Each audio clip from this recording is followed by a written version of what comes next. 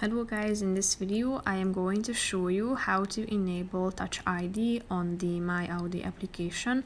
But first I just want to mention, don't forget to subscribe to my channel because at 10,000 subscribers I am going to show you my whole YouTube revenue statistics and growth strategy, how to make money online. Now let's jump into it. First of all, open the application on your phone.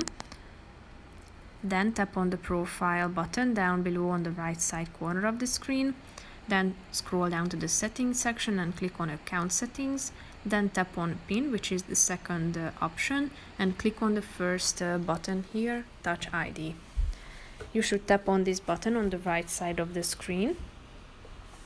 And here you should enter your PIN to replace it with Touch ID. And as you can see, it has been enabled, so when you open the app you will be required to add your Touch ID. So basically that's it for this video guys. See you in the next one. Bye bye.